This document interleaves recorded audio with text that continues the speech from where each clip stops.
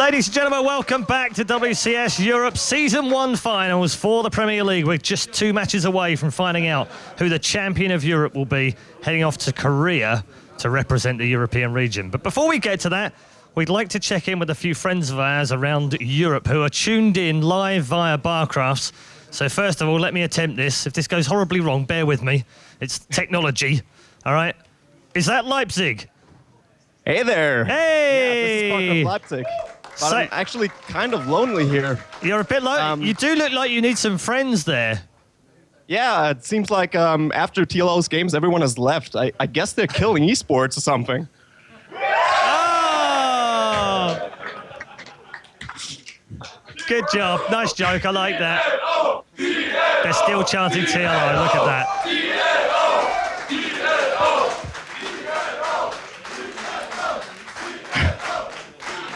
So we're definitely having a blast here. Okay, cool. And you guys had some special drinks, right, today? Oh, yeah, we do. Yeah. I have the Rage Quit over here. I heard it's Idra's favorite. Okay. Thank you very much. We hope you enjoy the rest of the show. Thank you, Leipzig. Yeah, you guys keep on rocking, and we'll keep on cheering on. Good job. Thanks, Leipzig. Well done. There you go, Cologne. Leipzig, Barcraft. We have more Barcrafts to tune in. It's going to be kind of like Eurovision Song Contest, but hopefully less cheesy. So I'm going to do now, that was Leipzig. We're now going to check in with France because, appropriately, they've got a Frenchman playing in the next game. So come in, Leon. Hello, Cologne! Hi, Cologne! I don't know if you can hear me right now because everyone is crazy. Everyone is absolutely crazy over here, but you are having a wonderful time. I can't hear anything. Everyone is absolutely crazy and we are all cheering for WCS, cheering for Stephano, and cheering for StarCraft 2. And we are crazy right now. We are really happy to have you here.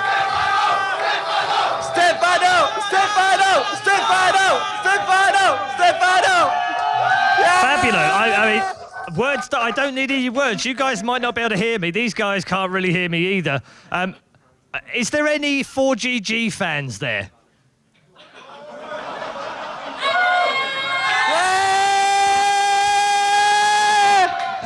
Okay, you guys have a great day. Cheer for Stephano. We'll probably hear them from Leon as well. Thank you very much for joining in with us. Thank you, Leon. So, just so cool. So many Barcrafts all over the world right now. Wherever you are tuned in via Barcrafts, thank you so much for supporting WCS Europe. We're now going to try and tune in with Vienna. Vienna calling. Hello, Vienna. Hello. Hello, how are you doing? Hey. Hello and servus from Vienna in the name of Barcraft Austria. Also Graz and Innsbruck are tuning in at the moment, and we are hosting here our 23rd Barcraft in Austria. Fantastic, great to hear. Who are you guys supporting? We didn't decide on one, so I'm personally go for Zerg, so for the Swarm. Okay, so for the Swarm. So Stephano's okay for you guys? Is that who you're cheering for? You're hearing Stephano? You're hearing Stephano. Okay, great. That's brilliant. You guys seem slightly blocky. It's like a Mario slideshow or something. But anyway, thank you so much, Austria. Enjoy the rest of the WCS Europe. Thank you for coming with us. Thank you, and greetings to all the esports fans out there. And we are having some Roach Burger now until the finals. Woo, brilliant. So Austria are having roach burgers, Leipzig are having rage quits, and let's find out where we are in Switzerland right now. Zurich calling. Zurich Barcraft. Yeah, you heard him. Hello guys, how you doing? I guess we're doing all right. We're having a good time here. Good, you look like you're having a bit of a party there, that's great. So what are you enjoying most about WCS Europe? What have you guys been enjoying most of WCS Europe so far? You enjoying it in general? Personally, I'm not enjoying that TLO. Didn't make it as far as I hoped, but okay. But he still got fifth, so you guys must be happy about today. We're all happy about today. All right, cool. Have you got any cool StarCraft orientated food or drinks?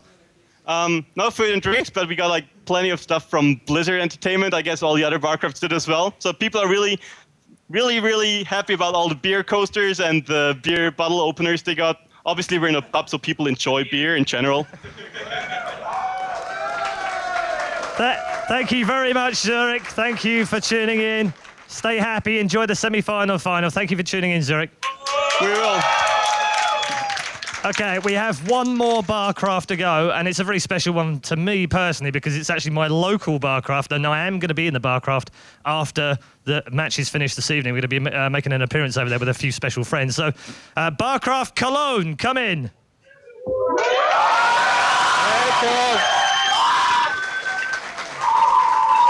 Okay, I hope you're not talking to me right now because I can't understand a word. I could barely hear you. I don't know if you can hear me. No. Okay, now we're on stream. Now we can see ourselves. Okay. We're in a great atmosphere here. I don't know how many people are in the Kölner bar. I think about 60 guys enjoying the games. Really great atmosphere, like usual. Okay, great. Well, we're going to come down and join you a bit later on. So save some special things for us, won't you? Yeah. I'm really looking forward to meeting you guys. Yeah.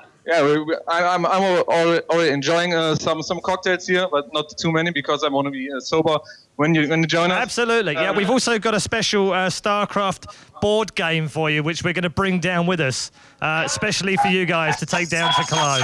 I hear the crowd's going crazy. It's also signed by all of the players from the round of 8 as well, so we'll bring that down with us. Thank you very much. Enjoy the rest of the evening. We do. Keep going. You're doing great. See you later. So there you go.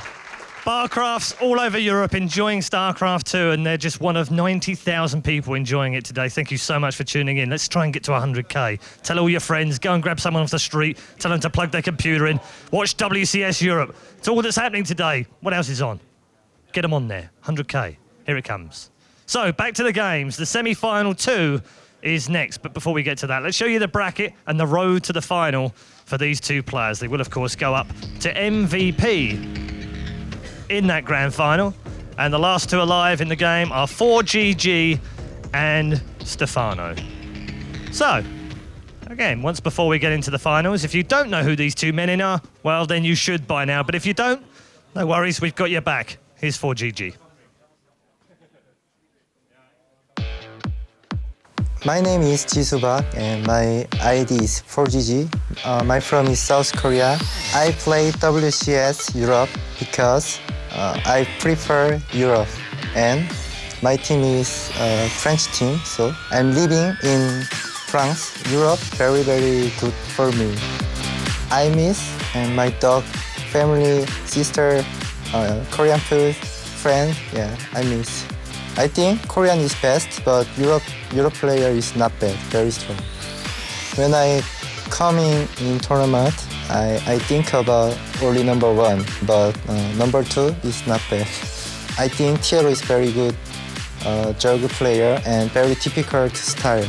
So when I play first game, I'm so much nervous, so I'm so many misplay, so I lose.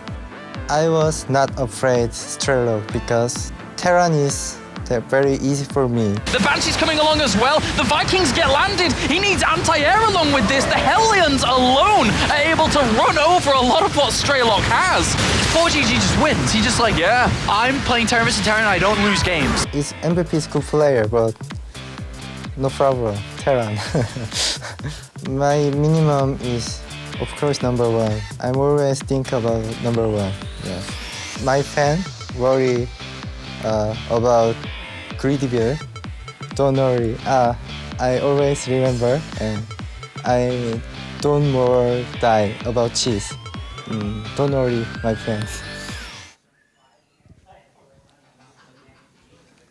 So that's ForGG, and well, I think we know all about him by now. His TVT is 91% right now. That's not going to help him in the next matchup, though, because he's going up against the Genius Zerg. That's right, it's the best foreigner in the world. Hello, my name is Ilya Satori. I'm 20 years old since 1 month. I am French and I play for Team EV Geniuses as a third player. Speaking about my style, I would qualify myself as a macro player and long game player. I try not to all in too much, and I feel very confident playing late games because of my good micro and good positioning in fights.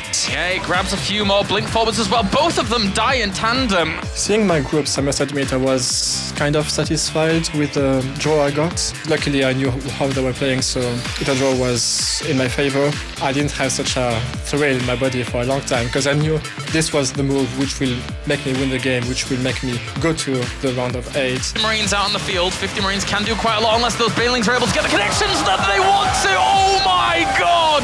And those were the connections he certainly wanted. There you go, GG, Stephano takes the series. Right after the game, I had a small vertigo and like mixed with the satisfaction because I knew I didn't have anything else to do this weekend. My job was done. I've always said I would retire at some point. I think stopping now would be the best. On the long term, I think I would be like just a no-name. One of my good quality was to get at this level really, really fast, but then I don't have like a constant but slow progression. It's like a really fast, but that's it. It's a good thing to know when to stop and to stay like high in the esteem of the fans and not fall down again and again before retiring. Good fungal, the Hawks down low on the bio. Second fungal as well, catches them all. The Planetary Fortress is not done yet. It's trying to morph in time to try and help out the bio, but it all gets shredded up by the Kaiser Blades. The Ultralist continue to push on in, and GG, well played. As satisfied as I am right now with my result and being top 8, I need to go further than that, and I think top 2 to top 4 would satisfy me. So there's Stephano. Both of these two players have had very different routes to the semi-final, and we can check out those in just a moment with the player information between Stephano and ForGG. ForGG with 2 losses on the road to this semi-final. That doesn't seem to have bothered him. He had that 2-1 against Sase and, of course, 2-1 against TLO. Stephano's only blemish on his record, however, was against Baby Knight, which he completely rectified in the quarter-final with a 3-0 thrashing. You can see the earnings difference as well. Absolutely huge difference in earnings over the last couple of years, and that's basically because Stephano has been absolutely beastly in big tournaments. It's a big tournament right now. It could have been his last big tournament. We now know that he's qualified for the global final, so presumably he'll attend. So, is he going to be champion of Europe yet again? He was in 2012. It's a whole new ball game this year, and it is going to be a most epic semi-final. It's ForGG versus Stephano. Here's your commentary team. Take it away, guys. Thanks very much, Red Eye. Welcome back to the commentary desk here. It's got a little bit warm, so we decided to unsuit, as it were, as we have now Stephano versus ForGG to find out who advances on to play MVP in that final. Lots of eyes on this second semi-final here. As you said, leading to the final against MVP himself. But first of all, Stephano goes up against ForGG. And we're about to get into the map elimination process straight away. As a weird bow commences this map veto. It wouldn't be a map veto session without something odd going on with Stephano included, as we'll see what's going to happen here. Akelon Waste goes away, no surprise. All the Zergs do not want to play Terrans on Akelon Wastes. And I'll be interested to see what ForGG decides to get rid of here, as will pop up in a couple of seconds' time. And it is Whirlwinds, a nice big map. ForGG, I wouldn't be surprised if he wanted to play this series out on smaller maps rather than big ones. So Whirlwind isn't a big surprise for me for him to eliminate it. Simply because ForGG's style, especially against Zerg, is very aggressive. Oh, yeah. Lots of Reaper, Hellion play, 2 base pushes, or at least 2 base pushes into a 3rd base. And Stephano knows this, though, that's for sure. So, you know, it doesn't surprise me that Akelon Waste, it's a small map, you know, from distance base to base, but also the 3rd base, very easily to take for ForGG defensive. Too true. We'll see if Stephano can stand up to ForGG here in terms of his aggression. That being said, though, we had those moments when analysing a lot of TVZ that we already have done, that a lot of Zergs wanted to go for the aggression themselves against Terrans, but the other shoe could certainly be on the other foot. All right, so let me just talk about these 2 players going up against each other. They've met one time before, a couple of times on the internet, but most importantly, it was DreamHack Valencia last year. Stephano was pegged as a favorite to win the entire thing, if not to go to the finals with Tasia and then to attempt the victory. ForGG in the semi-finals was able to knock Stephano down, and Stephano was hit by a big surprise by that loss. And now they meet again in 2013, but I have to look at Stephano just for once here, as his rise through this WCS has been very sharp. Results prior to this event, not so good. Yeah. The longer he gets into it, the stronger he's been looking. You're right, and with that now, after we will jump into these games in just a little bit, but first we can take a short look at an interview with these players to see what they thought about this series. Your next opponent in the semi-final, Stephano, easy opponent for you or a difficult one? Stephano is very good juggle player, so I think hard opponent.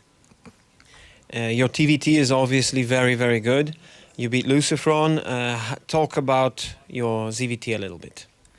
My TVG is good, but my TVT more better. But I think Jug is better than Toss. So for me, better than Baby Knight. Okay. How confident are you about your chances in the game? I of course have so much confidence. So I will, if I no misplay, I will win. I'm sure. I promise. Stephano, ForGG, difficult opponent, easy one? Quite good opponent, I say. He will be difficult, though. There's no doubt about that. But I have quite an advantage compared to Tialo with Tialo next week, last week playing against him. I know kind of what to expect from ForGG. He was playing a lot of all-ins, timing attacks, but not like really focusing on the late game. So I know what to expect and how to react against that. But still not very confident about my ZVT. Right now it's not my best matchup, so we will see. Normally you say, I'm not too prepared, I'm not in the best shape, I don't practice too much. However, you go through always somehow. How do you do that?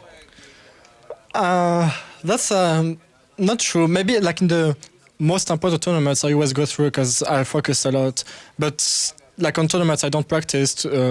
Like last MLG and last IEM, I just do shit and I lose early in the tournament.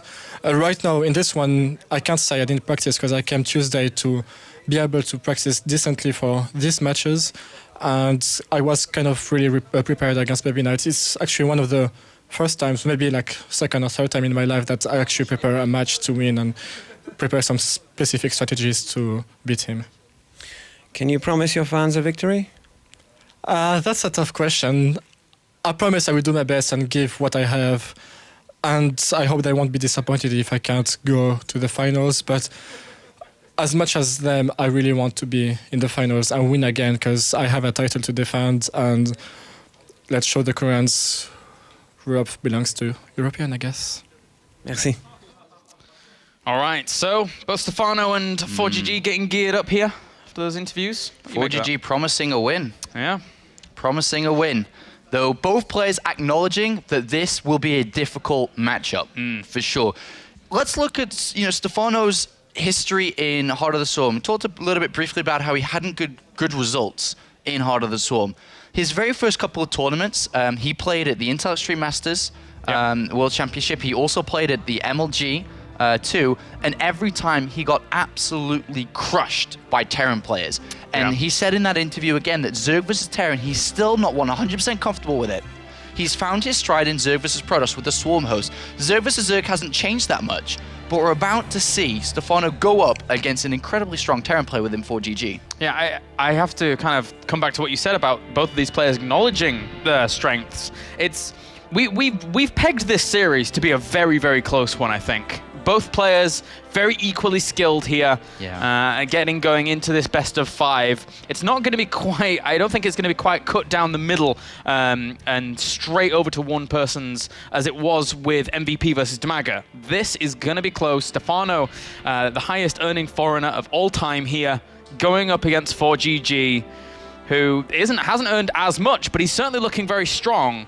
TVZ obviously is not his strongest matchup. Yeah. But still, very, very impressive. 4GG's only played one Terran so far in this tournament, and it was in the round of 16 against TLO, which he lost 1 win to 2 losses. And he now goes up against Stephano. Just remember, though, yesterday, what we saw from 4GG, he was behind 0-2 versus Lucifron in the quarterfinals and managed somehow, some way to pull back to a 3-2 victory. An incredible feat. An incredible feat. Knocking down Lucifron and ultimately seeing his defeat within this tournament, not even making top 5.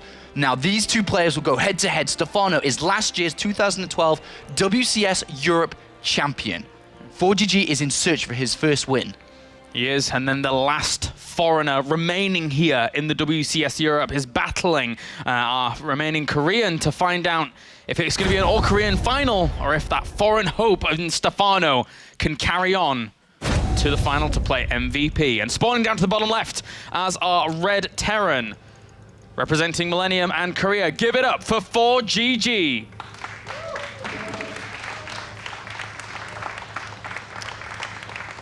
Spawning up to the top right as our blue Zerg, the last foreigner in WCS Europe Premier League Season 1.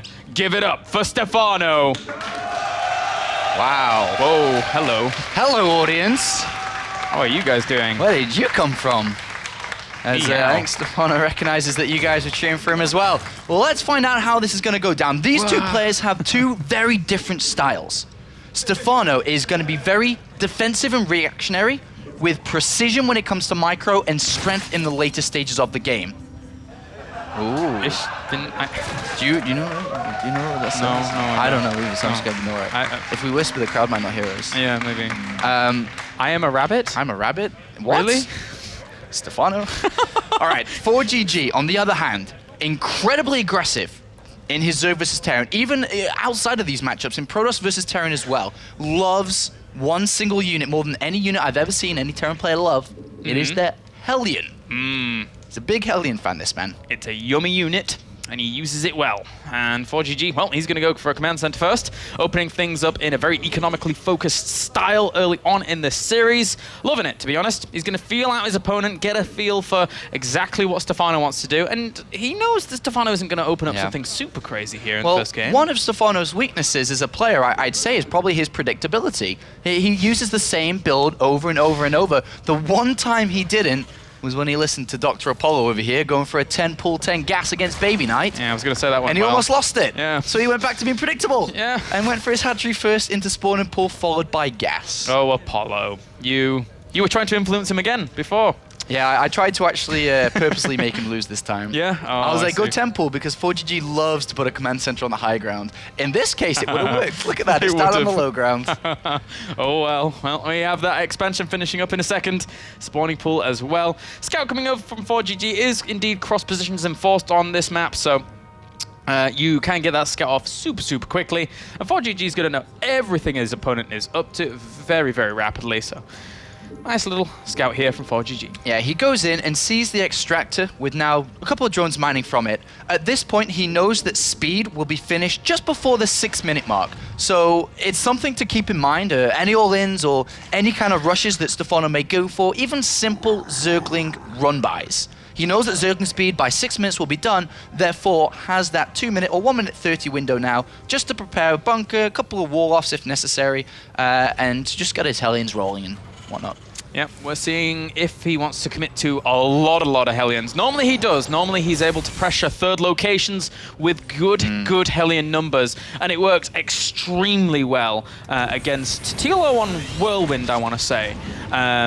Yeah, where it really did help out for him. So we'll see if that happens. Well, that's what we got to look for now, because 4GG has not taken a secondary gas yet inside his main base. If he isn't taking a second gas, he isn't looking to tech up, whether it be to Banshees, Widow Mines straight away, or even Hellbats. In this case, he's going to either throw down a third command center or extra barracks. And looky over here, we actually do have that third command center going down. Yep, as we've stated already many times today, as well as in WCSCU, this is really that strongest economical focus for a Terran, not only just in general, but also a great option in game 1 of a best of 5 to once again feel out your opponent and just gauge exactly what they're going to be doing here.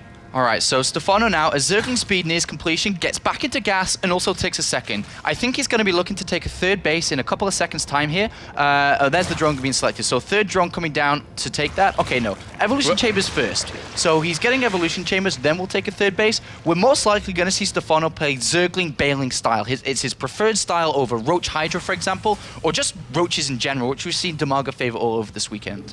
And with that stim now on the way for ForGG, playing very standard, and a few more Hellions going to sprinkle on out, but that's the thing about ForGG. Normally you would see people stop at the 4 or 6 Hellion counts, but he is more than content and happy to actually plow out a lot. Go up to 12, 14, whatever he wants, using that to pressure, using that to contain. And on a map like Star Station, that third base is very vulnerable because there's not really much architecture to defend it. It is. It's such a wide open area where big attacks can come in from either player, to be honest.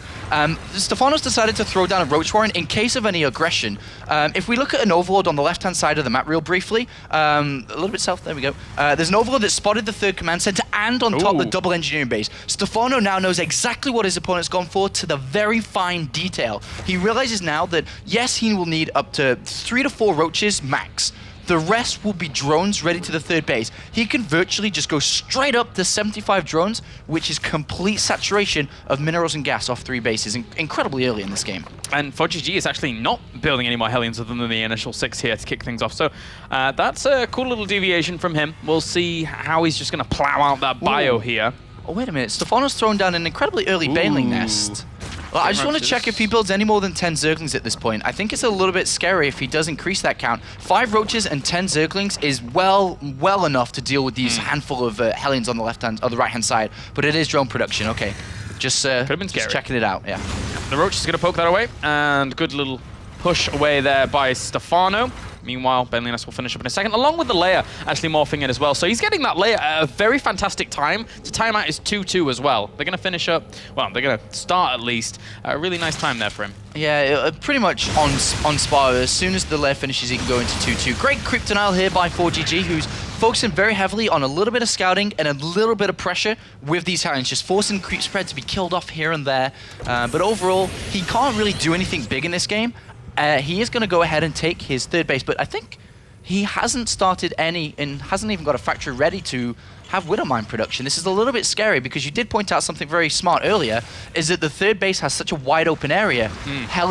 Widow Mines help narrow that down and actually help you defend against any attacks if we were to see any. It really does. That armory now finishing up in just a second, and actually Stephano's creep spread just in general is really nicely synced. And for a Terran player going up against a Zerg, it's really impossible to actually deal with you need to throw your opponent basically off of their game here. You need to throw that kind of sync out. You need to deny them from gathering the momentum there in the middle of the map. All right, I just want to look at one thing here. Look at the main base of ForGG. Look how many barracks he's actually added on here.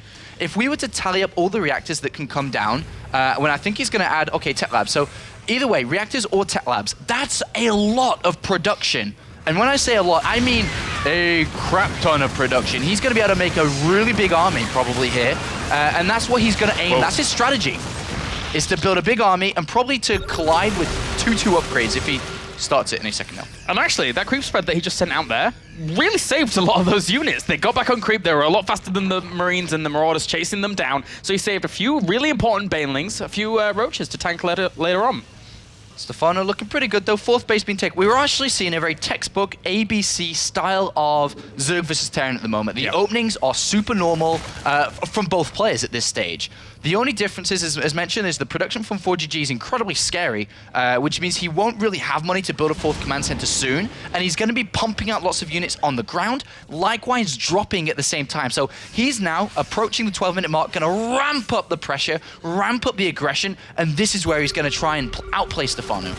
Yeah, he's dropping the scan here, trying to clean up some of those active creep tumors as well as just the ones here, so he can continue to pressure down that avenue to hit the 4th where he wants to, or maybe even the 5th, depending on how you look at it, but the drop is now on the way as well. Stephano chasing him. Supply counts, he's slightly supply blocked here, is ForGG. Yeah, so he's got so much money thrown into production, yet he's stuck at 137 supply. A major mistake here from ForGG, who slaps down 4 supply depots at once. This is a critical mistake. His strategy revolves around making lots of units. How can you do that when you're supply capped? A big mistake here from ForGG. And I think even dropping a supply drop there instead of actually waiting this out would have been very, very important. I think he did actually in the end. I'm going to hunt that down later on, but he is now on supply blocked. Infestation pit's on the way. This drop's going to actually get into that main quite nicely, but still Zerglings and Mutalisk poised to defeat that. Oh, he's going to try and snipe this 4th base. That's the goal of this little army. He's going to pull back into Widow Mines. Whoa, that's a lot of fire there. Oh, some good connections with the Widow Mines, but also a good connection with the Banelings.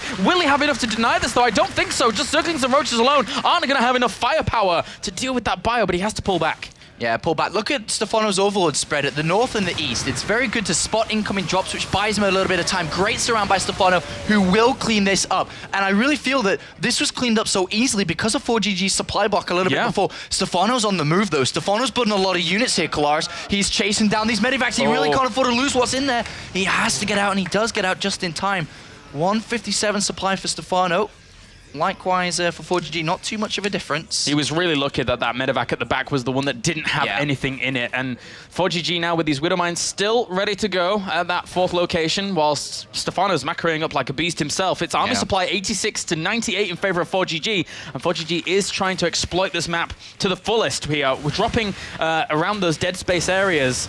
A lot of that bio gets caught there, but he will push those Zerglings back on for now. Remember, ForGG is still without a 4th command center and is adding on a 2nd factory, increasing his production a little bit further once again. He is still ramping his power and resources into building a very strong army. We do have a drop inside the main base, but more importantly, this is a distraction for this force on the left-hand side here, looking to close in towards Stephano's 4th. Ooh. Those Widow Mines getting a really good setup position there. The Queen will have to move back with those Banelings and Roaches trying to position themselves around the other side, but that hatchery is destined to die. But he actually has to pull back because those Zerglings pose a really, really big threat to him there. He tries to get all the bio. He does at the very back.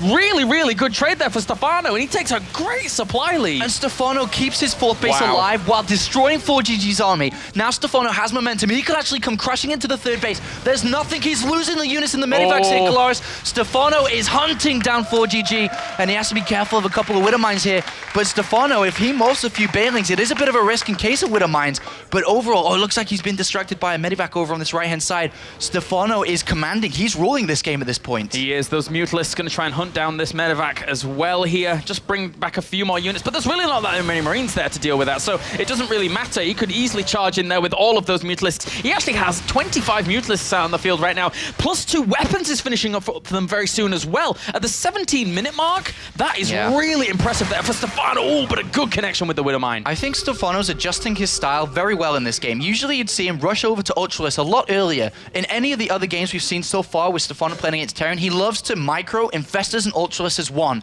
In this game, he's staying on mid-tier units, Zerglings, Banelings, and Mutalisks over staying on them because his opponent's playing so aggressive. That means Stephano has so many units, he's able to defend drops and defend frontal attacks at the same time.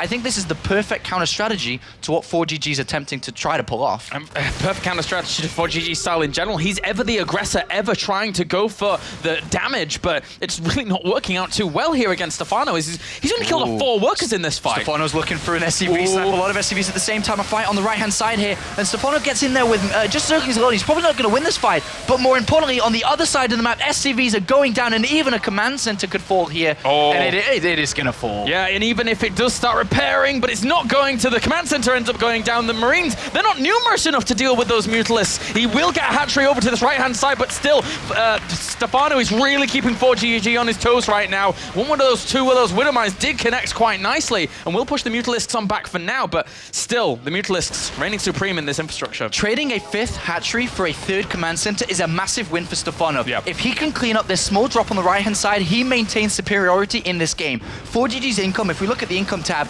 as this drop gets into the main base, is dropping severely at this point, down to 700 minerals and 400 gas. Yes, the spy goes down, but that's not a big problem. Another one gets rebuilt. Ultralists are the big problem that ForGG is going to have to face without a really active set of income. Yeah, he only has 11 Marauders out right now. He's getting 2 at any given point in time, but with 8 Ultralisks complementing the army that Stephano already has, it's going to be so difficult. Oh, well.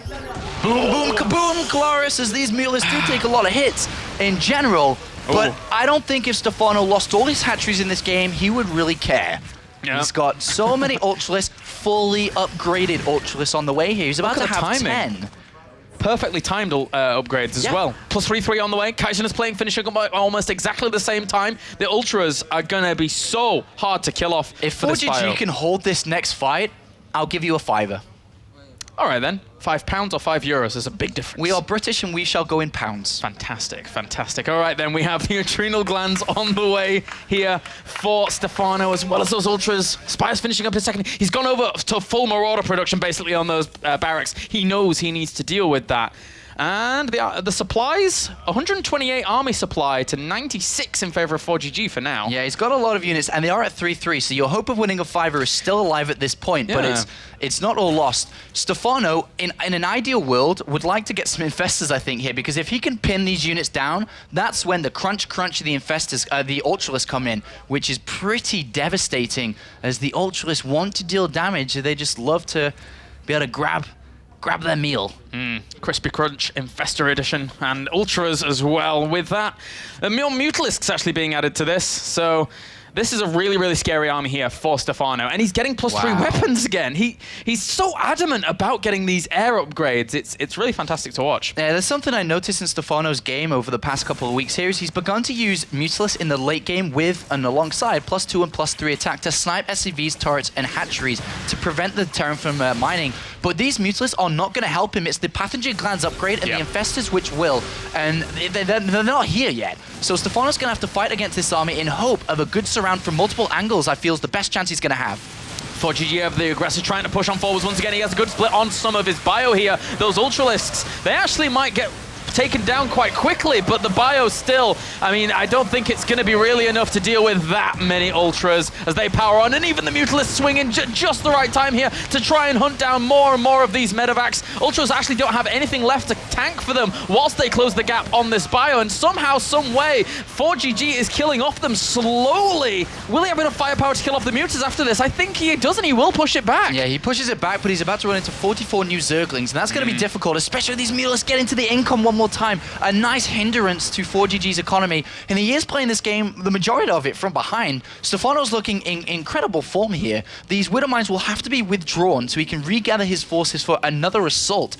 But ForGG is running out of money. His strategy wasn't around economy. It was around aggression and building a big army. He's only got 96 gas income, 80 per minute at this moment. Sure, he doesn't really need gas, but his main base and natural will be dry of minerals in the next couple of minutes, and that's where he basically never goes above 150 supply. And even if he had full base saturation, even if he had the bases to actually take with full base saturation, he only has 30 workers in comparison to 75 right now for Stephano. So forever here, Stephano is taking his side of the map. He's flourishing as a Zerg would, whilst ForGG, he's trying to make something happen. He has to combat all of this whilst getting an economy behind that. That's almost impossible. It is impossible, and there's only 2 medivacs here, which won't really heal this group of Marines and Marauders, which will have to stim multiple times. 13 Banelings coming in for Stephano.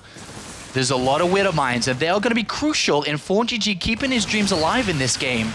But so far, ForGG is playing an incredible game considering that he just doesn't have any money. Yeah, good positioning with those Widow Mines up to the north, whilst this missile turret does try and hold this off. And surprisingly, it does. One missile turret able to hold that off, and he does get another base snipe up here. ForGG is being so resilient right now and playing very, very fast, up to 400 APM at one point.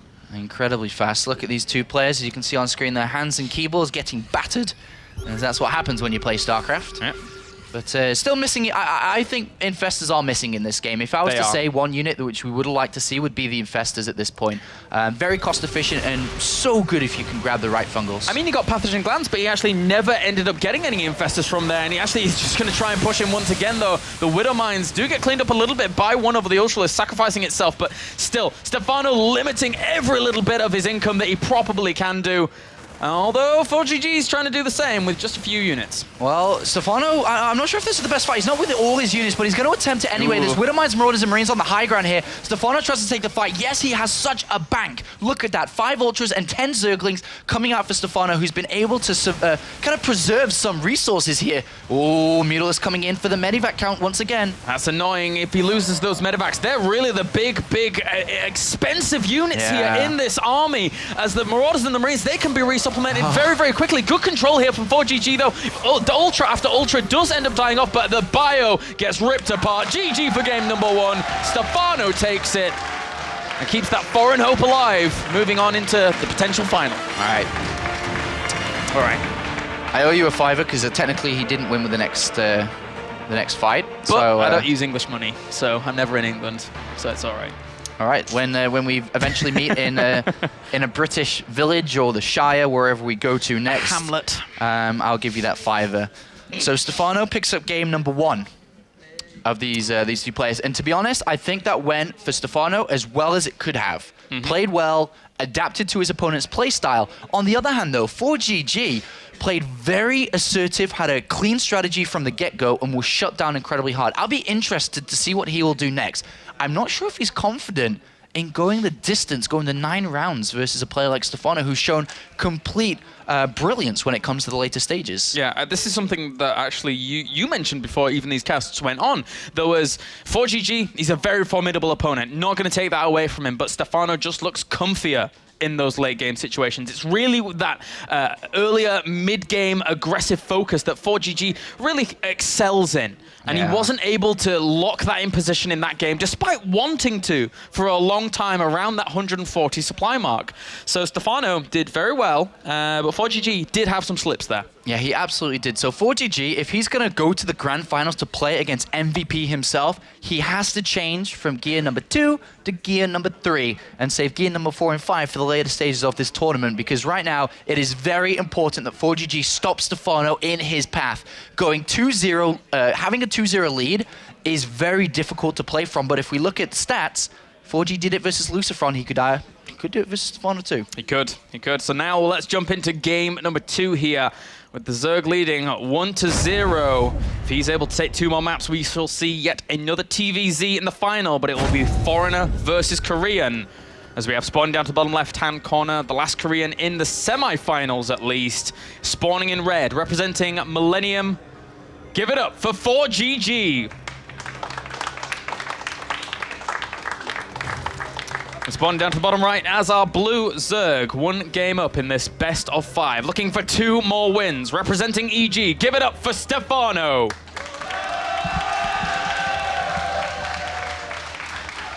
We were both there last year in Stockholm when Stephano will grace the stage in the finals versus Vortex to claim the European champion title. Today, MVP stands in the grand finals looking for that title. One of these 2 players is going to go for it. But what do we see here? A very, very early, sneaky, devilish SCV makes its way across the map here, and a second one is following here, Claris. Early game aggressive focus. That's what we were talking about, and that's what 4GG does. Stephano now, he's going to be going for a hat-trick first here, and he needs to account for this kind of potential. All right. Stephano, you say account for this kind of potential play. Stephano, I don't think will. As much as he should and you know would love to, I don't think he will. That overload on natural, it may just return back. It depends where it's going and how far it goes. It's going to stay here. He does have, if the overload stays here, a bit more sight range, but he's also able to get supply blocked if the Marines come close. So it's a kind of a double-edged sword, unfortunately. The spawner pool went down, I'd like to say 17. 16, sorry. He got 2 drones in between it. Yeah, so 16. Yeah. And then gas. Stephano, very simply, I'm going to put it out there for everyone watching, will have to micro to win this game. Yeah, it's going to be tough as well. It's going to be very tough because 4GG's micro is impeccable when it comes to very, very early aggression. Yeah. Oh, the thing is, okay, so when Stephano comes in here, even though he doesn't see the barracks, and some people say, well, I guess maybe there's a command center. He sees a second supply depot. A second supply depot being made now should tell him that either the barracks is to the left-hand side of the base or he's being proxied 2-racks. He immediately pulled out a gas. I think that he had 3 in there, and now he only has 1. I think Stephano already realizes what he's going up against because of that supply depot. Yeah, you're right. That's a very, very big read there. So in an ideal world, would you put the supply depot somewhere else? Yes, you would. But then you've got to prepare against the Ling run-by potential, so... God.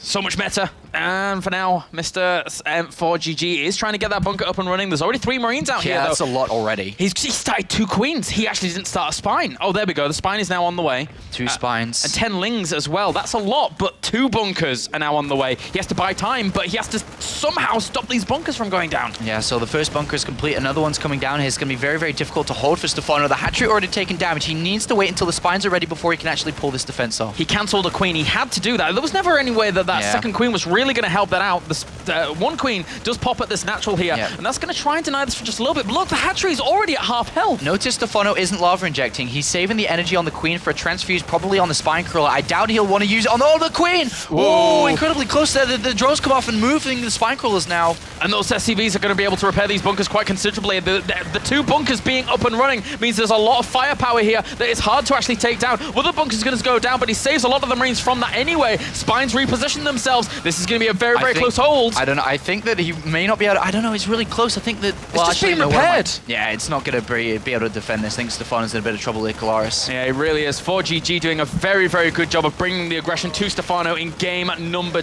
2 here. Yeah. A very, very impressive play. And this is what ForGG had to do. He can't let it go on to the later stages. Otherwise, Stephano runs him over. There's 9 Marines here. He can even evacuate the bunker and go into the main base. This is very difficult for Stephano to hold. He's going to try his best, but well played comes out, and ForGG takes map number 2. And we are having a 1-1 tied-up series between these 2 players. I think that was the quickest match I've cast in WCS Europe. Yeah, actually. Nice and fast. Yep. Pretty darn quick there. 6 minutes and 8 seconds to be precise. 6 minutes. Okay. So, Mr. ForGG tying things up. I'm not surprised by that. I'm really not. Aggression is his middle name, and it works out really well for him. Stephano now, he has to sit back and just say, well, 2 racks.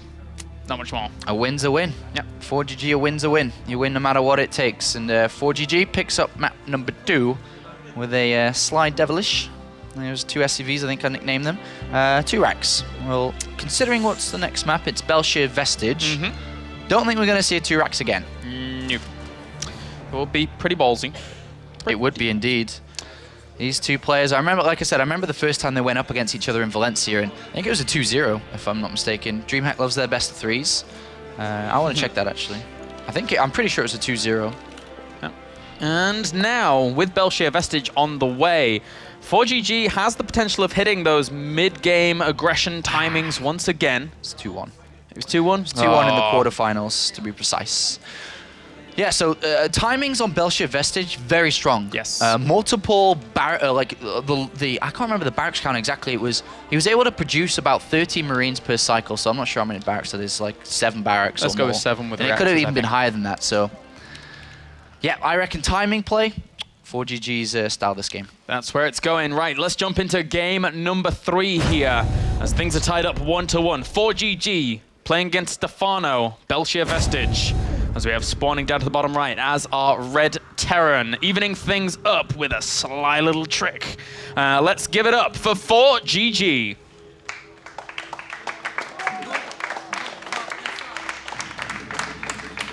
And spawning up to the top left as our blue Zerg, representing EG. Give it up for Stephano.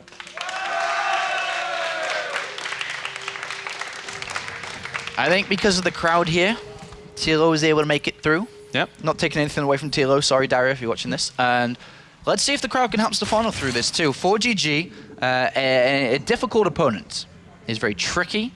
Look at this. Even a drone scout coming up by Stephano. If you dare think about it again. Well, it's a good job that he's doing that. It can be very, very annoying if someone is going to just... It's mind games of mind games. You're thinking, well, next game, you're not going to do that again, but then he does it, and you're like, oh, well, that's a bit annoying. So he's going to send that out just in case. Yep, and then he's just going to expand to his natural anyway. I would have thought a Reaper opening would have been a nice option here for 4GG. I think it suits his style very well to open up double Reaper across into Hellion. Reaper, a mix of Reaper Hellion play, I think would have been perfect. But Stephano goes in, spots the SCV, and will go down and harass. This will force another SCV to cool down. Yeah. And sometimes that can even force a third SCV to come down, but I don't think that's going to be the case here just yet. As it depends on how much damage. Stephano can micro around. You see 1 hit, 2 hit, go around, and then get another one. And that's going to force repair, so a couple of minerals being spared to heal up that SCV. Good control, though, by ForGG as well, with that little repair. And the spawning pool does go down for Stephano off the back of that hatchery first. Barracks on the way as well for ForGG. A very annoying little drone. Yeah, very annoying little drone. And if you don't keep up with the SCV micro of yourself, you could actually end up losing your SCV. You're going to have to repair a little bit, attack a little bit. But yeah, so far, pretty standard builds. Very similar to game number 1, if not identical to build number 1 for sure. And, well, thoughts from Stephano, guys, after that game number 2. He says, ha, ha, ha, I'm speechless. Oh, well. He finds good amounts of time to... I mean, there was no real analyzing of that game. So what better way than to tweet?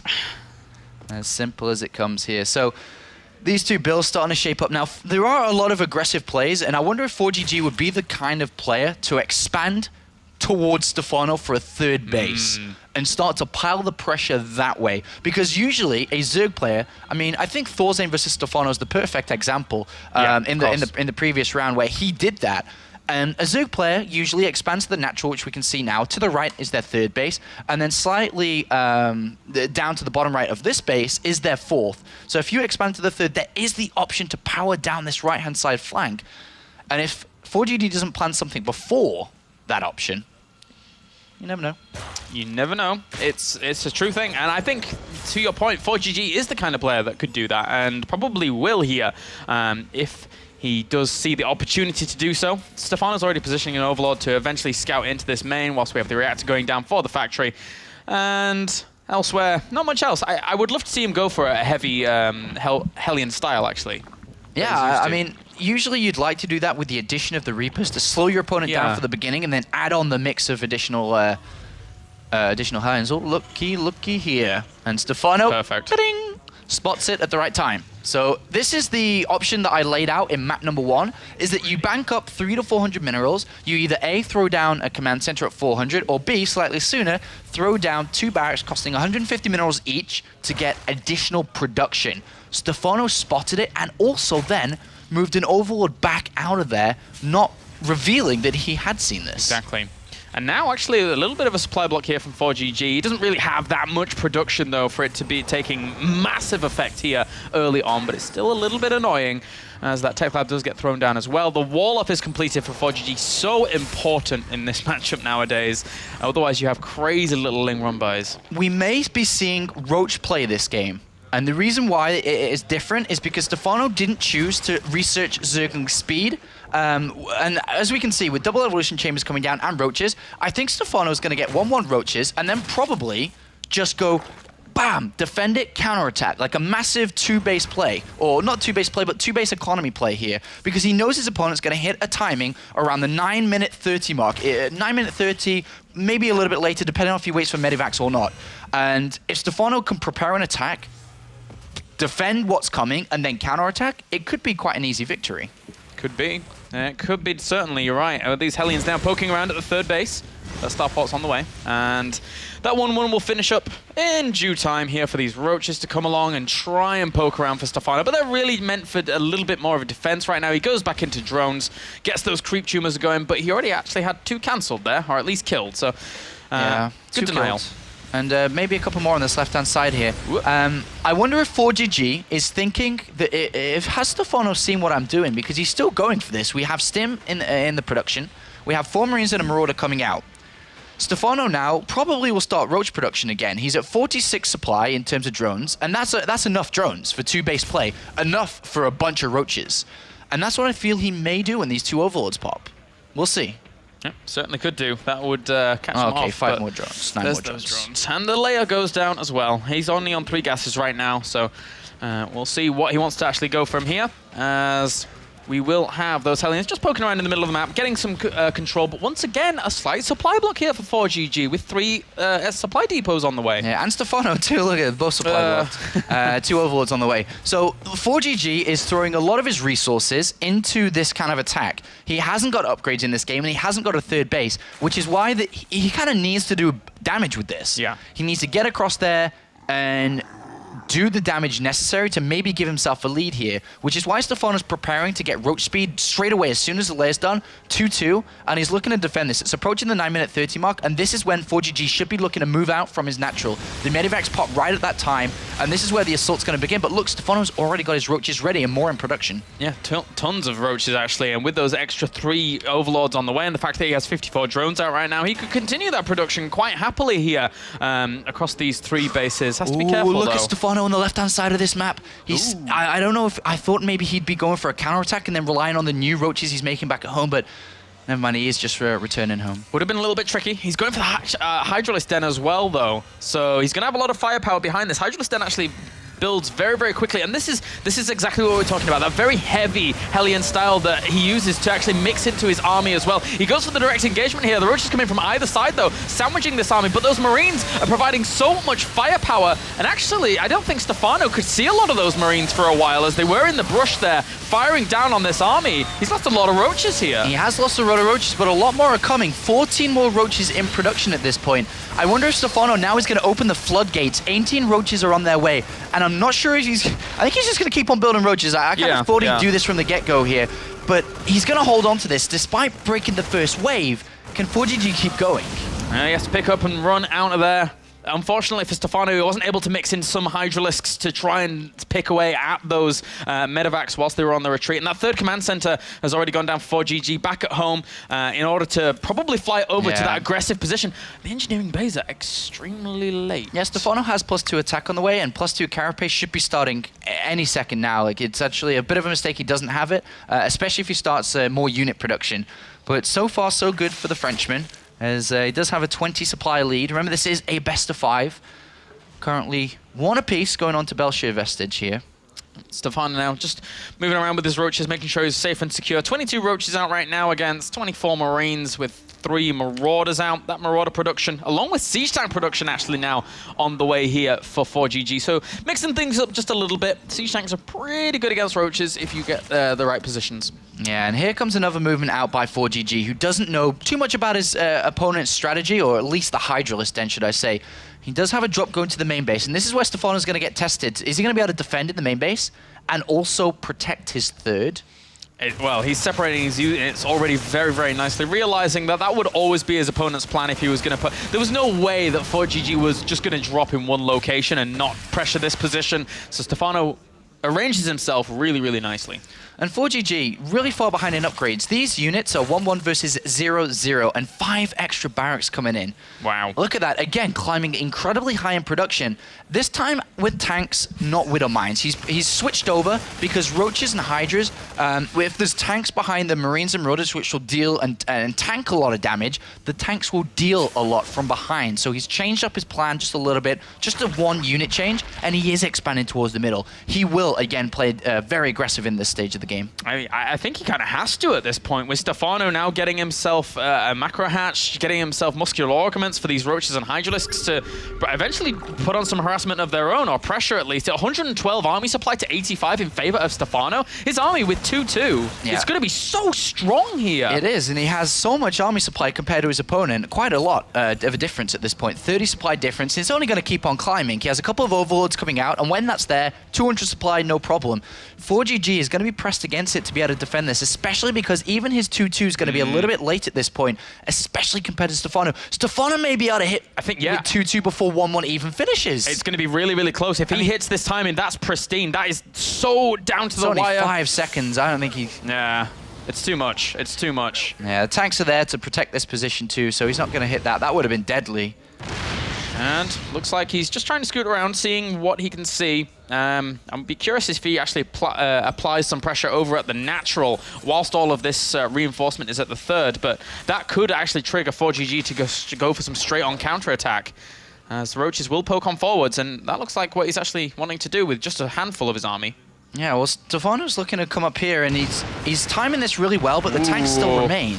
Actually, this is a great timing. All the bio is in position where nothing else is. The third is going to get assaulted here. He could bring that down if he focuses it, but he's not. The bio turns around. He's also applying pressure at the natural here. A great multi-pronged assault here by Stephano. He loses a lot of his army at the third. Can he do some damage at the natural? He has to kill off some economy or something like that to keep his opponent back. 80 supply difference, Claris. That's pretty much it. 22 roaches on the way and 14 hydras. That was perfectly executed, by the way. Coming to the natural, waiting, not even waiting, sending the units, knowing that his opponent will bring back his main force. Yes, we are going to see ForGG clean this up, but he's taking quite a lot of damage in terms of his SCVs. Lost quite a few there, down to 33 SCVs. Stephano is producing more and more units and is starting to max out incredibly fast here. And he's going to apply pressure to the third constantly, knowing that he is in a very advantageous position indeed, forcing the lift off there, denying some more economy to allow him to leapfrog forwards even further in terms of that macro lead with those hydras and roaches rendezvousing across the map. How many does he actually have? He has 27 hydralisks, 27 roaches and 14 hydras. Quite a lot of units. Yeah. ForGG needs to survive the night, because if he does, he'll be able to have 2 upgrades of his own, but the third command center goes down. Tries to lift it, but it's not enough time to actually save it. He's just going to go straight into this bio, trying to engage it where he can. The roach is tanking a lot of damage for those hydralisks to deal it out at the back here. The bio is very, very strong indeed, regardless of having the upgrade disadvantage, but still, it's not enough. Still, Stephano powers on forwards. The hydras remain, and the marauders and marines not enough to deal with this, with those reinforcements coming along eventually. No, he actually powers it. That was really down to the wire. Yeah, I mean, it's all about, the thing is, Roach Hydra is pretty weak. 4GG's surviving the night, and he may be able to get there, but GG. Without a third command center, without economy to keep going, he was never going to actually go the distance. Yeah. And Stephano takes a 2-1 win lead here. 1 game away from playing against MVP in the grand finals here. It was always going to be those reinforcements that broke the back there of 4GG. And as you said, 1 game away from Stephano versus MVP. If we have that as the finals here of WCS Europe, will Stephano be able to clinch that 2nd Europe title? Well, he may be able to get a 2nd Europe final. Yeah. Whether it'll be the title will be... Remains to be seen, man. Remains to be seen. As 4GG now match point for Stephano, gonna have to win the next 2 maps in a row against a player who seems to be performing better than he has done in Heart of the Swarm. Yeah, and we're going to come to that Game 4 after a short commercial break. So when we're back, Game 4 between Stephano and 4GG.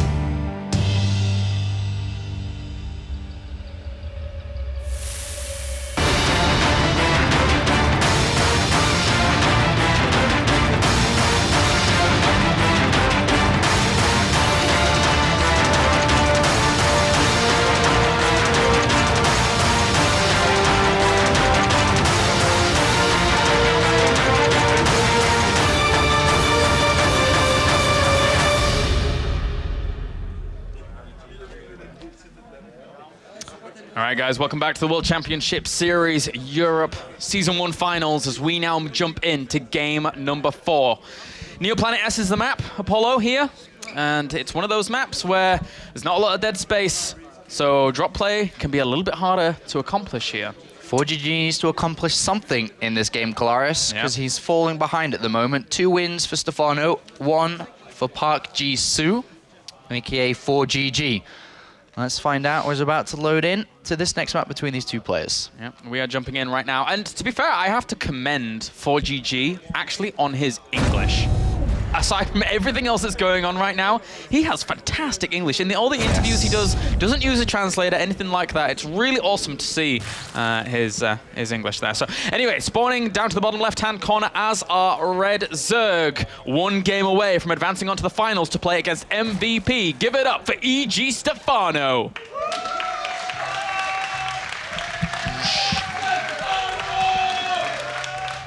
Spawning up at the top right as our Blue Terran, looking to make it at all-Korean finals. Ladies and gents, give it up for ForGG. ForGG having one of the best Terran versus Terran worldwide. Yeah. Other matchups not quite as sharp if we're going to reference to this series against Stephano. Not playing at the same level he plays in TVT. No, you're right. I mean, the numbers even kind of look at that as they look like that as well. ForGG's TVT record in best of 3s and best of 5s is 100%. Yeah. Elsewhere, in terms of versus Zergs, it's around 13 maps wins, 8 map losses, somewhere around the kind of 62% win ratio. So not quite as strong as his TVT, which he's utilized very, very well here in WCS Europe. Can he stand up to Stephano? It's gonna be a tough one. Yeah, Stephano's drone scouting again, just in case we were to see a 2 racks once more here, and a bit of a block here. Oh, and he has to throw it down in a very interesting location. It would be funny if Stephano somehow, some way, was able to block that from actually landing as well when he wants to move it over there. But we'll see. Yeah, I mean that's nice attempt there from Stephano to do that to slow his opponent down. This map though benefits both players. In different ways. For example, this map is relatively small. It's just a 2-player map with only X amount of bases, not too many bases. And the natural to natural, so the second base we see ForGG taking, and the second base Stephano has, it's not that far. Like, walking distance, not that far. So it does favor aggression if ForGG wants to play aggressive on this map. On the other hand, though, with Stephano now moving his overload from the natural upon realizing he's not getting 2 racks or anything, the overload from Stephano's natural will move to the back of ForGG's base. Stephano, it being a small map, will have the perfect opportunity to scout very clearly what his opponent's doing. He can get an overload on the natural to poke in, to check the gases. He can have an overload to check the main base, to check for extra barracks or that 3rd command center. Yep, it's not too bad there for Stephano. Can get a lot of intel. 320 some APM here for Mr. ForGG. Whilst he gets his command center lifted up, and well, he's not going to lift it up just yet. So will that 350 APM allow him to lift up that command center and replace it? We shall see. Yeah, it's just going to get the orbital first. Start banking a bit of energy, so he can cool down the mule and then move it across. And he does have that bunker on the way. So Stephano hasn't opted to take a gas yet. Okay, there it is coming down. The gases are quite early, considering the usual timing, and this might play into what Stephano has planned for us in this game. Usually you'd see these gases come down around 4 minutes 45 or so, and that will allow you to build 4 queens. In this game, I think Stephano will only get 3. It depends on what his plan is. If he wants to play normal, then I think that he will only have 3, but with a 4th one in production now, then he may just play normal. But it is 15 seconds earlier than normal, which means if he wanted to be aggressive, that's 15 seconds faster on attack. It really is. And it's interesting, actually, that he's taken those gases at his natural. So if ForGG ends up either throwing down a scan in the main and sees no gases, he's going to be a little bit in the dark as to what's going on for a second. But if he scouts at the front and sees 2 gases, he's still kind of in the dark. Do you have 2 gases in your main once again? Now I have to throw down a scan, see what's going on, because it's very hard to actually get in there. All right, well, we'll see. We'll keep tabs on what Stephano's up to with his gases. He's still mining from both extractors with 3 in each, getting the maximum amount of gas income from both of these extractors. Does he just throw down double evolution chambers, or does he throw down a roach warren soon here? Okay, so it is double evolution chambers, so he will be looking to upgrade his units rather than building attacking ones. On the other hand, though, ForGG has a 3rd command center. That's his choice. Not attempting something as some may say foolish in the previous game, attempting to try and bring Stephano down with a simple timing, which he already knows is coming. He knows that's one of 4GG's builds. And I kind of feel a little bad for 4GG here going on to Neoplanet S as his 4th map. I feel that this map really does lend itself very nicely to Zergs, who, because again, there's no dead space around the side of the map. It's really hard to make drops fully work out as well as you can on maps like Star Station, on maps like Belshire. And for now, 4GG is going to try and scout out the 3rd. Sees a drone heading over there. Perfect timing for 4GG to come down to catch that drone. That's what these 2 Hellions are for. And he caught it, so congratulations. And even that quick spread. Congratulations. We have that layer now morphing in, though, along with 2-2 for the melee upgrades. So a lot of Zerglings, 18 on the way, I assume just to deny Hellion pressure. Yeah, just to deny Hellion pressure. At this point, you don't know how many Hellions are going to be made from your opponent, and you can never do damage with Zerglings alone off creep. They're very, very good on creep, and Stephano clearly doesn't have creep extending to the other side of the map. So he will want to take his 3rd base, use those 18 Lings, to defend, while droning back up. Baneliness going down as well. So Scan goes down, sees no gases, but with the layer there, he can pretty much assume that there are those gases at the natural now. And taking his 3rd in an interesting location. I wasn't expecting that from Stephano, as, well, it's a little bit closer to his opponent's natural in the end. Yeah, he wanted to, I mean, at this point, he wanted to take it south, but was forced to put it up this position. Stephano's still building quite a few Zerglings, though. He's starting to climb up to about 38 Zerglings here. With 38 Zerglings, he's going to crush any kind of Hellion play and also have the option, and he's still building more.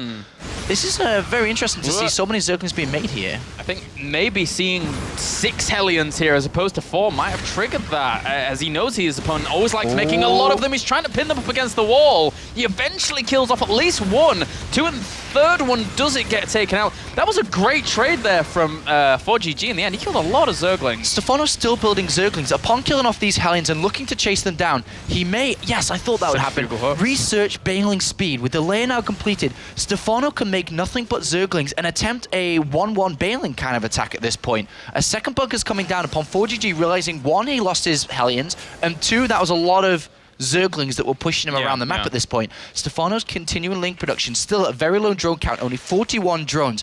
He's going to go for an attack here, Claris. Yeah, 41 drones to 53 SCVs. 17 Banelings. He needs to do damage. He really needs to do damage. What is there to defend this? There's no tanks, there's no mines. 13 Marines and 1 Hellion. This is perfect. The production of a Terran play always starts to kick in around 10 minutes to 10 minutes 30. Stephano's hitting just as it starts.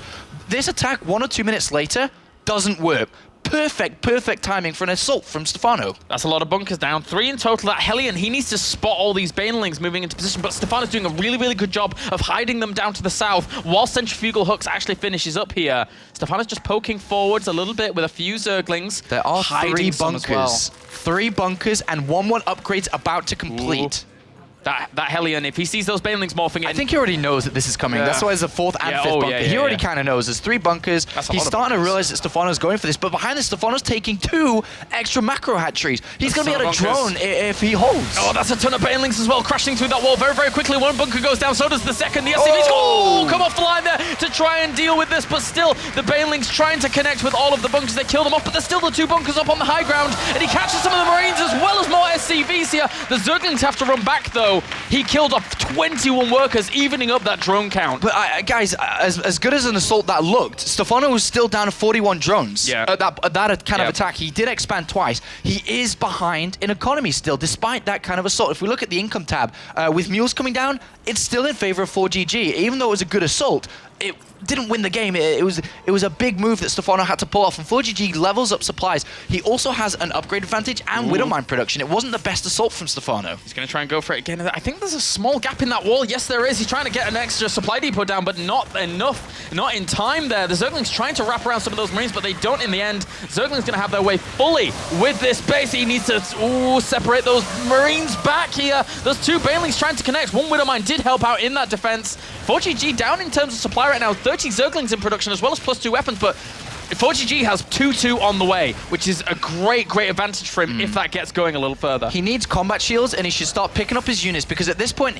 I think he realizes, or should realize, that Stephano isn't going to keep on coming. Stephano should be droning behind this, so this is the perfect time to pick up a good amount of units and start dropping in the ramp around the map. His advantage is his upgrades, combat shields, which is coming, and also the fact that he has medivacs. There is nothing to stop medivacs at this point. So even if he goes, I suppose, on a frontal attack as well, it still kind of works because he has the evacuation plan, but I think dropping at multiple fronts is the perfect option here. He needs to start speeding himself up. You're right, because with the drone count as it is now, it's 59 workers to 38. So throughout all of that aggression, Stephano droning, getting himself to a better economical standing against his opponent. But now ForGG with the, in essence, army advantage, with drilling claws now going down for a lot of Widow Mines in production as well. He can start pressuring if he wants to, and really stringing Stephano across the map, who admittedly has a very mobile army, but not that much army. All right, ForGG decided not to pick up and drop around the map, but he's going to hit with a 2-2 timing. +2 attack on his Marines and +2 armor. A very strong timing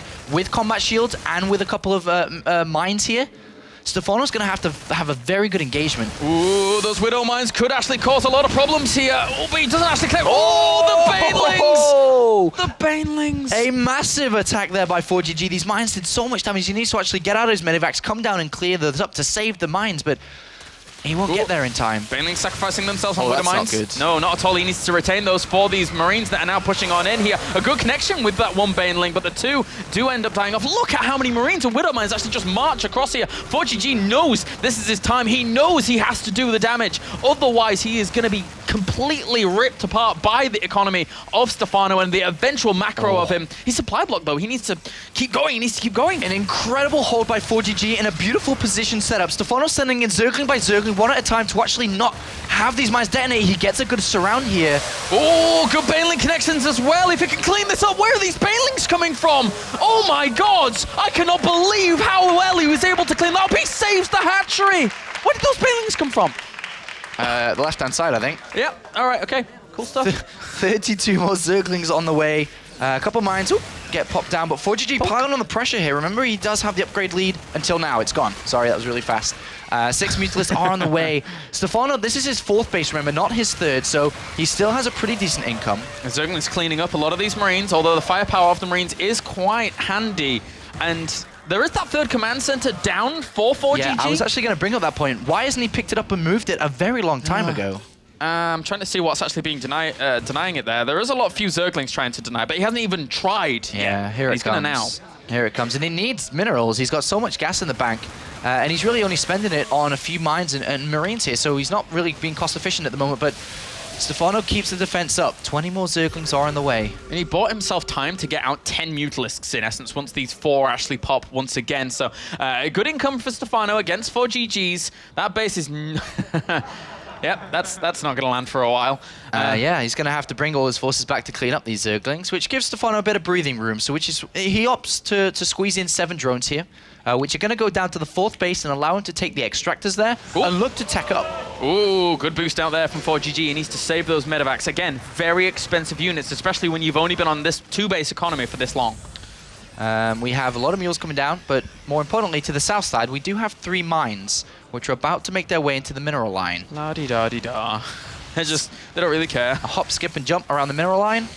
Catch a Mutalisk, catch a Zergling, as well as lava, and catch a drone. All right, so for now, they're not going to be able to do too much. The Overseer, quite a way away, will come along and try and clean this up with the Mutalisks. All right, so ForGG at this point has 3 upgrades coming down. I definitely think he should still be wanting to drop that. Okay, so we have a drop coming here on the left-hand side. If he can just keep on macroing, and that's getting his 3rd up and running, maybe a bunker there to protect it from Ling run-bys, and just add more production, and just power away towards 3-3. I think he's in good shape. Stephano's only on Zerglings and Banelings with only 2-2 upgrades and Mutalisks. He hasn't looked to get an infestation pit. He doesn't even want to try and go up to Hive at this point. It's just fully Marines. Whoa, nice catch there. will kill off some of that supply. 100 army supply right now, though, to 75 in favor of ForGG. He drops the scan, he sees some of the Banelings morphing in. But Stephano needs to actually buy time for a lot of these Banelings because there are a ton of Marines actually plowing across the field. Doesn't want to overextend too far, though. Those Widow Mines are really going to cause him a lot of hurt. A lot of hurt indeed, and Stephano sends in a couple of lings, good detonation on those lings, and great micro by Stephano, sending in just a couple of lings, and then the Mutalisk and the Overseer to clear up the rest. A run by, Zergling run by, he kind of needs a bunker there. I'm not too sure, I have no idea how many SCVs were killed up there, but there aren't too many up. But if he continues this Marine production, he's going to hit something ridiculous like 100 Marines because his supply right now is 159. He's making 10 Marines at any given time. The Zergling's just trying to run by and do some damage where they can, soaking up Widow Mine shots. But ForGG's pretty stable on this 3 base. Does he have? He doesn't have a missile turret. Uh-oh. Well, time for some SCV deaths. Once again, Mutalisks decide to kill off pretty much everything here. The Marines actually push on back, and 40 workers killed thus far. This is, okay, so ForGG's saying, all right, screw it. Here's my army. Can you stop it? And I don't know. It's difficult because +3 attack just finished. There are a lot of Banelings. Stephano's already evacuating this area to mine from the south. This is hard on this kind of map. Well, look how narrow that is. Look how narrow all these pathways are. The Widow Mine placements are perfect. Yeah. And the Mutalisk is actually denying any reinforcements here. We'll have to pull back to rendezvous with the rest of their army just to see if he can actually stop all, because that's a lot of aggression coming from ForGG right now. He's timing it out with +3 as well. And Stephano needs to hold on with a lot of Banelings. But he's sacrificing some of the Zerglings here. Actually, no, he's just killing off a lot of this army, in fact, and just going for the straight-up engagement, killing off a lot of those Marines. But he is bringing ForGG back, was the most important thing. Here, Stephano continues the assault onto the natural, still has to find a way to deal with that army. And Mutalisk production is going to continue to rise. A command center does go down there, and more SCVs as well. Stephano needs to build up a critical mass of Banelings or anything at this point. Let's have a look at it. 26 Banelings back at home. He's bought himself great time with these Mutalisks. I mean, burrow would be the ideal thing. Like, burrow and wait for one of these Marine squads to come down. Stephano wins the game, but he doesn't have that. So he's going to have to fight this heads up. He's going to have to come from many different angles. Oh!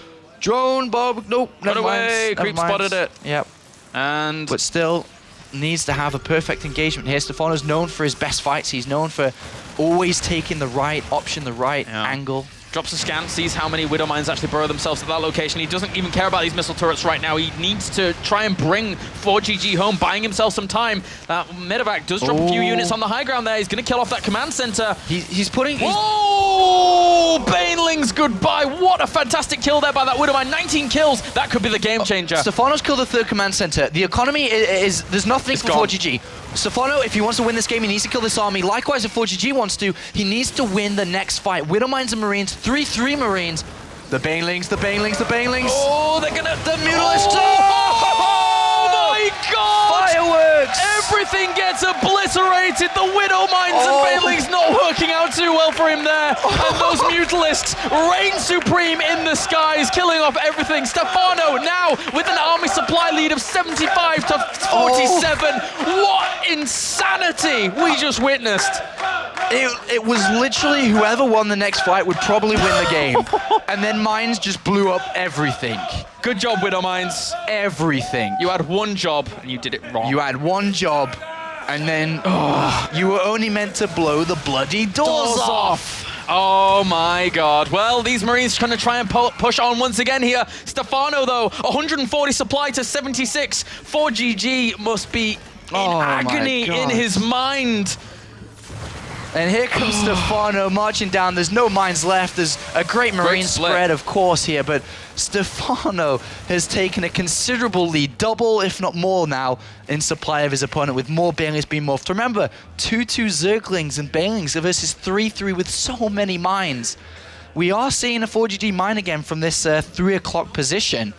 But I don't know how long he's going to be able to hold on to it for. That detonation was everything in this game. It really, really was. And we actually saw a mini version of that previously today, but now we saw the giant version. Unfortunately, completely decimate ForGG. The Mutalisks are just going to sit over this production for as long as they want. Zerglings run into the 3rd base as well here to try and kill off everything along with Banelings. ForGG is just down and out here. Stephano is looking to advance on to the final. He kills off SCVs. GG! Stephano takes the series. He advances on as the last foreigner here in WCS Europe, looking to upset MVP in the grand final. That's right. Stephano moves on to the grand final of the WCS Europe Premier League and will face off against MVP himself in a best of 7. Wow. We've seen a lot of fireworks today, Apollo. We've seen a lot of fireworks all season long, but are you ready for the best damn fireworks of the night? Stephano versus MVP in the finals. Can it get any better? I don't know. Of course it will, Kolaris. Of course it will, when the games come along. All right, let's have a look at that bailing hit a little bit closer up, and let's have a look at the reactions of both of those players. I'm just going to stay silent.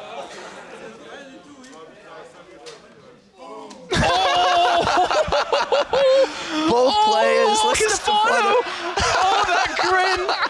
It's like ForGG. It's like the complete opposite. One player's smiling and shaking his head, the other's like, oh my god, look at ForGG's even talking to himself. That was everything. That single detonation was everything. A back and forth game, and in all honesty, we saw momentum from ForGG. He had it in that game. Yeah. 3-3 upgrades in Army I didn't think would be possible to beat.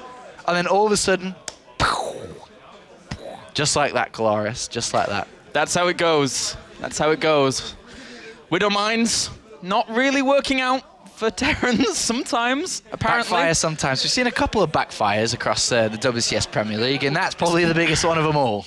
Yeah, poor ForGG, I can only imagine. But Stephano now cruises forwards. He is going to be playing MVP. And let's hear from the man himself, the winner, Stephano with Red Eye. Thanks very much. Yes, with Stephano, who is a very happy Frenchman right now. I guess we talk about the last game first, because that last engagement pretty much won you the match. You just said to me off camera you were jubilant. Yeah, basically I was hoping to kill the Marines, and he gave me even more. He put the Marines into the mid-vax and he killed himself, so thanks, I guess. It's all I can say. So yeah, Widow Mines, good Zerg unit. Yeah, I'm just controlling them, I guess. I don't know. He has been nice to me. Like, he could have won this fight quite easily if he didn't put the Marines into the medivacs, but he's a good Millennium guy, let's say. Maybe it's like the Millennium love something. Harsh. Okay. So let's talk through the game, okay? First 2 maps, what were your thoughts with the first 2 maps, the way it went? First map, I was happy to see he didn't try any timings, because I had like a good economy well set up. I did invest a bit in like early defense to make the bending decks earlier, the upgrades a bit later. But overall, into the game, I was always kind of ahead, because like I wasn't being aggressive, but I still kept like denying his 4th base, and his 3rd at some point I killed it. So he couldn't really get ahead economically. Even if he had like 3-3 before me, he couldn't like get the economy to support his production. And second game, like ForGG and we do have history, and I always lost to him when he goes to Barrack Proxy. And as soon as I saw the 2 double depot on the ramp of his main base, I knew it was coming, and then it was panic mode because I had already my gas. But there was not much to do at this point because the bunker was halfway done. I had like mined some gas, so I didn't have enough minerals and stuff. So yeah, well played from him. Good mind game. You're happy though, which is great. You came off and you were just, I mean, literally just shaking with emotion. You're in the final now, again. You were in the Europe final last year. It's a slightly different ball game this year because you've got to go head-to-head with the King of Wings MVP. So I guess a lot of people online, I know a lot of people online actually said that they wanted a Stephano MVP final. What can you promise us from that final? Since the beginning, I said I will try my best to offer you a Stephano versus Korea final and a European winner, hopefully. So it shall be a European winner, a French winner, and yeah, Korea can go back home, I guess. You're so calm still. I love you. It's amazing just how you come off that stage. You were so hyped and then you chilled out. That's just the Monster effect. Nothing. I don't have any feelings. It's just like 3 bottles of Monster today. I'm pumped as fuck. Well, on that bombshell, from one Frenchman to another Frenchman, Stephano's through to the grand final, ladies and gents. Here's Todd with some analysis.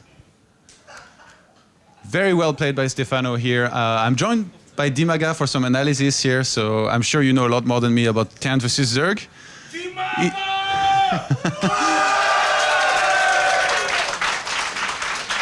This series, to me, it felt like ForGG, he just couldn't stand up to Stephano in a macro game. Stephano won all the macro games. The only game that ForGG was able to win was with an early on rush. Yeah. I agree. I want to say like Stephano played just better and solid, and he has just much more better micro overall in all games. And I think he advanced, and I'm really happy about Stephano, and especially for all Europe that we have TVZ final, not TVT. All right. We're going to be taking a look at the replay here of the last game.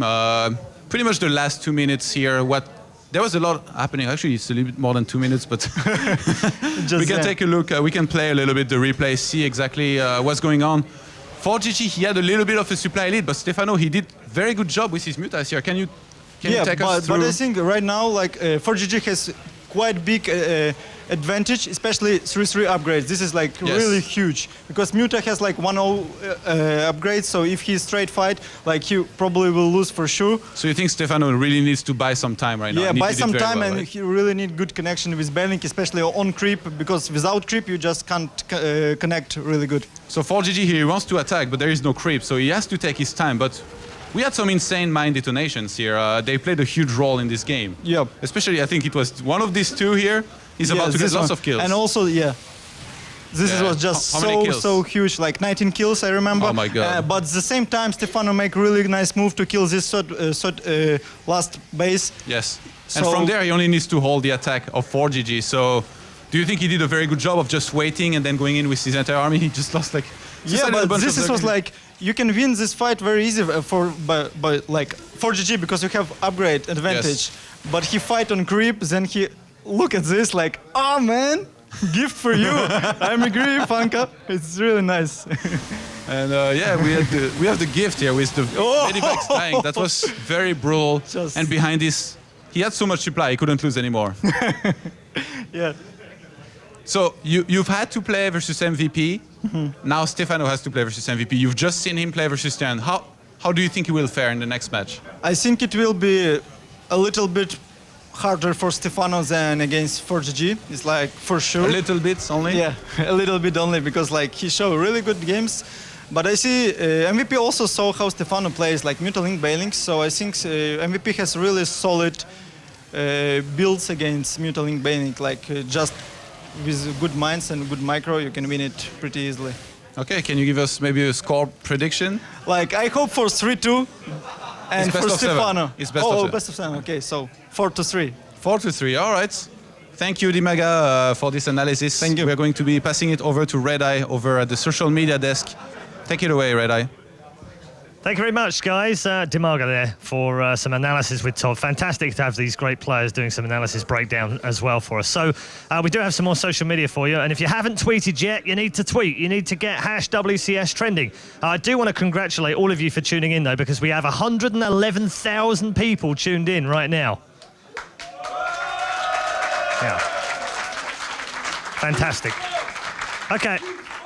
We do have a prediction competition going on right now. Lots of you have been playing part in that prediction. We have one more game for you to predict, which is the grand final, Stephano versus MVP. So make sure you get predictions in only at wcs.esl.eu. Hubner's going to show you that right now because we have a clear leader right now. Timu at the top with 311 points after that last game. So he currently leads, but he can still be caught. So make sure you get your predictions in. Just go to the website, follow the simple instructions, and then tweet out your prediction. And it'll go into #WCS.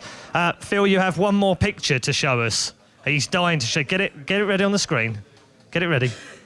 Just get it ready. Okay. One more picture for you. Oh my God.